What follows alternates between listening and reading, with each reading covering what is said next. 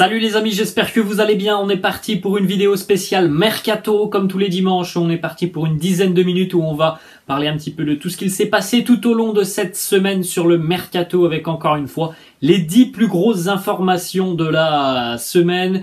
Vous le savez les amis, on se retrouve aussi quotidiennement pour l'After Zappimage. Et pour ceux qui veulent véritablement des vidéos spéciales Mercato quotidiennement, ça se trouve sur la chaîne Robinho Alert tous les jours à 14h30, tous les jours de la semaine, du lundi au vendredi à 14h30, une vidéo où encore une fois on discute des 10 plus grosses informations qui sont tombées sur les dernières heures. Nous, aujourd'hui, on démarre avec cette information du côté du Paris Saint-Germain, l'arrivée du milieu de terrain portugais du FC Porto, Vitinha. C'est tombé en fin de semaine. Vitinha s'engage avec le Paris Saint-Germain, transfert d'à peu près 40 millions d'euros. Il va être lié avec le club parisien jusqu'en 2027. Ensuite, les amis, on prend la direction de l'Angleterre et on va aller à Tottenham. On a beaucoup d'informations en Angleterre, notamment du côté de Chelsea. Mais là, on va à Tottenham où les Spurs de Tottenham sont tombés d'accord avec Everton pour l'arrivée de l'attaquant brésilien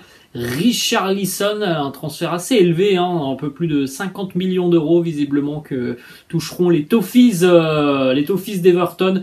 Richarlison, évidemment, ça va lui faire aussi beaucoup de bien après une année très mouvementée avec Everton où ils ont dû véritablement bagarrer pour aller valider leur maintien. Il y aura aussi une énorme concurrence du côté de Tottenham sur le front de l'attaque en tout cas. Ça semble être une belle recrue pour les Spurs d'Antonio Conte. On retourne en France, les amis, avec une information du côté du Paris Saint-Germain. Bon, on en parle régulièrement sur la chaîne Robinho, donc on ne pouvait pas non plus passer à côté sur cette vidéo spéciale Mercato. La séparation entre le Paris Saint-Germain et Neymar semble inéluctable, visiblement du côté de Paris, avec les changements qui sont annoncés depuis de nombreuses semaines. Le Ney n'entrerait plus dans les plans du Paris Saint-Germain pour la saison à venir. C'est pour ça que beaucoup de rumeurs sortent autour donc de l'avenir de Neymar. Quitter le Paris Saint-Germain, mais pour aller où? C'est ça la bonne question, parce que évidemment que le salaire de Neymar, son contrat avec le Paris Saint-Germain, ça pose problème. Il y a vraisemblablement que 2 ou 3 clubs qui seraient à même de recruter Neymar et pour la grande majorité, ce sont des clubs anglais. Même s'il y a eu des informations cette semaine qui faisaient état d'un retour de Neymar à Barcelone, c'est tout de même difficilement envisageable quand on connaît les difficultés du Barça à ne serait-ce que poser 50 millions d'euros pour Robert Lewandowski. Alors il faudrait évidemment que le Barça et Neymar trouve un accord, que Neymar baisse considérablement son salaire. Bref, voilà, ça semble pour le moment très compliqué. Une option à l'heure actuelle est beaucoup plus plausible, c'est l'option des Blues de Chelsea, très actifs les Blues sur ce mercato avec l'arrivée du nouveau propriétaire. Il veut déjà marquer les esprits, le nouveau propriétaire Todd Boehly. C'est pour ça que Chelsea semble être une option très sérieuse en cas de départ de Neymar du Paris Saint-Germain. Autre information à Chelsea, là aussi, tout au long de la semaine, ça a rythmé un petit peu cette semaine mercato. Rafinha, l'ailier brésilien de Leeds, qui serait tombé d'accord avec Chelsea. Donc, la vidéo, elle sort aujourd'hui, dimanche, les amis. Peut-être qu'il y a eu des avancées. Moi, je vous ai fait la vidéo ce vendredi. Peut-être qu'il y a eu des avancées. En tout cas, tout au long de la semaine, on a parlé d'un accord entre Leeds et Chelsea, à peu près 65 millions d'euros. Visiblement, Chelsea aurait pris les devants par rapport notamment à Arsenal, qui était très intéressé. Rafinha, lui, il a toujours rêvé du Barça, mais voilà, on le répète encore une fois, les amis, le Barça, financièrement, c'est compliqué. Ils ne peuvent pas transmettre aussi une offre de 60 ou 65 millions d'euros. Ils ne sont pas en mesure d'égaler tout simplement l'offre des Blues de Chelsea. Donc, visiblement, il y a un accord entre Chelsea et Leeds. Ensuite, on va du côté de Manchester United. Là aussi, cette semaine, en milieu de semaine, on a annoncé un accord tout proche entre Manchester United et le FC Barcelone pour Frenkie de Jong, avec une très belle indemnité de transfert. L'enveloppe est tout de même assez conséquente et évidemment que ça ferait beaucoup de bien au Barça. La somme avoisinerait les 80 millions d'euros. Maintenant aussi, il faut convaincre Frenkie de Jong parce que vous savez les amis, c'est bien d'avoir un accord entre les deux clubs, mais il faut aussi avoir un accord avec le joueur. C'est tout de même lui le principal intéressé. que le Barça et Manchester United se mettent d'accord, c'est une chose, mais il faut aussi convaincre Frenkie de Jong. Ça semble compliqué parce que Frenkie de Jong, il ne cesse de répéter depuis des semaines et des semaines qu'il veut continuer au Barça, qu'il veut gagner des titres au Barça et qu'il se sent très bien du côté de Barcelone. Donc on suivra évidemment ce dossier. En tout cas, Manchester tente tout son possible pour convaincre le Barça et le joueur donc de rejoindre le nouveau projet d'Erik ten Hag. Ensuite les amis, on enchaîne avec une information du côté de la Juventus et ça concerne Matthijs de Ligt et c'est une officialisation parce que c'est un dirigeant de la Juventus, Arriva Bene, qui a annoncé tout simplement que Matthijs de Ligt ne voulait pas prolonger avec la Juve, qu'il y avait eu des négociations et que visiblement après de nombreux désaccords, eh bien Matthijs de Ligt a tout simplement stoppé les négociations, enfin Matthijs de Ligt et ses représentants ont stoppé les négociations avec la Juve.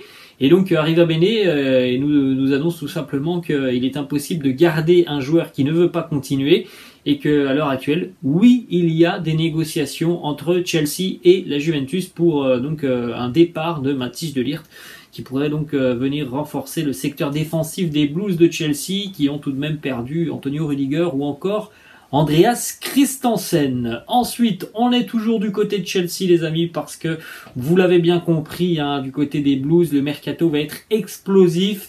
Il y aura certainement beaucoup d'arrivées. Il y aura peut-être quelques départs avec le départ de Romelu Lukaku. Évidemment, on en a parlé tout au long de la semaine. C'est pour ça qu'on va pas en reparler dans cette vidéo. Mais il y a peut-être un autre départ aussi qui pourrait arriver dans les prochaines semaines du côté de Chelsea. Bon, c'est un joueur qui a eu beaucoup de mal à s'imposer. C'est un joueur qui apprécie beaucoup l'AC Milan. C'est Hakim Ziyech. L'AC Milan est très intéressé par le profil de l'international marocain.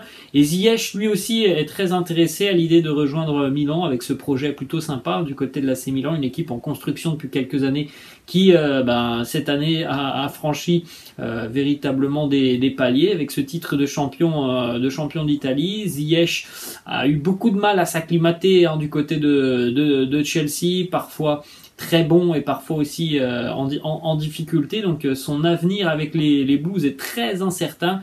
La rumeur de l'AC Milan est plus que sérieuse. Autre information qui concerne l'AC Milan, les Rossoneri toujours très intéressés par Marco Asensio du côté du Real Madrid. Alors Marco Asensio a toujours un an de contrat avec le Real jusqu'en 2023. Il y aura vraisemblablement des discussions avec le club, avec Carlo Ancelotti après son retour de vacances, donc dans une grosse dizaine de jours.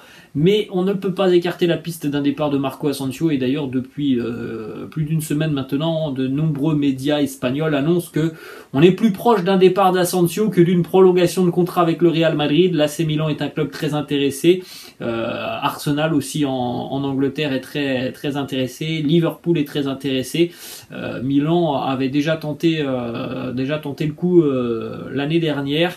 Bon, c'est un transfert qui ne serait pas non plus hyper cher pour l'AC Milan. Je pense qu'aux alentours de 25 ou 30 millions d'euros, ça pourrait se faire. Ensuite, on enchaîne avec une autre information du côté de Chelsea. Encore une, les Blues qui sont hyper présents sur ce mercato, qui veulent se renforcer défensivement, ils veulent se renforcer aussi offensivement.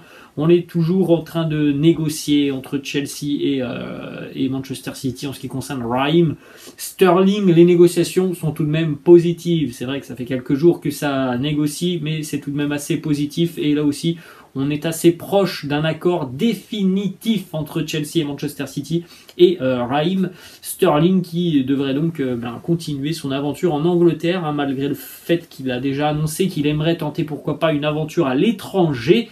Eh bien, il devrait donc continuer du côté des Blues de Chelsea. Et on va terminer cette vidéo, les amis, avec une information qui est tombée en milieu de semaine. Ça concerne Luis Suarez, l'attaquant uruguayen de l'Atlético Madrid, qui n'est plus un joueur de l'Atlético Madrid. À l'heure actuelle, Luis Suarez est libre de tout contrat. Et El Pistolero est suivi notamment en Argentine par le célèbre club de River Plate. River Plate qui a perdu notamment Julián Alvarez, qui s'est engagé avec Manchester City. Donc la légende Luis Suarez pourrait venir découvrir le championnat argentin. Ça serait quand même quelque chose d'exceptionnel pour El Pistolero. Il se donne encore le temps de la réflexion pour véritablement choisir le meilleur projet pour lui qui est tout de même en fin de carrière. Il y a aussi quelques clubs notamment en Europe qui ont approché Luis Suarez. Pour le moment, on ne connaît pas encore la destination d'El Pistolero. Voilà les amis, la fin de cette vidéo. J'espère que ça vous a plu. N'hésitez pas, comme d'habitude, à lâcher un petit pouce bleu. N'hésitez pas non plus à vous abonner à la chaîne. Je vous laisse et je vous dis à demain. Ciao!